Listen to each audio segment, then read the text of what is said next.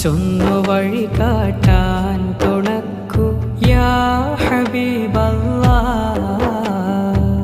യാ നബി സലാം അലൈക്കും, യാ റസൂൽ സലാം അലൈക്കും, യാ ഹബീബ് സലാം അലൈക്കും, യാ റസൂലല്ലാഹ്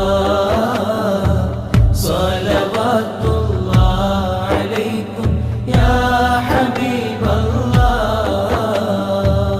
وتحمل لي رسائل أيها الشوق الجزيل نحو هاتيك المنازل يا رسول الله.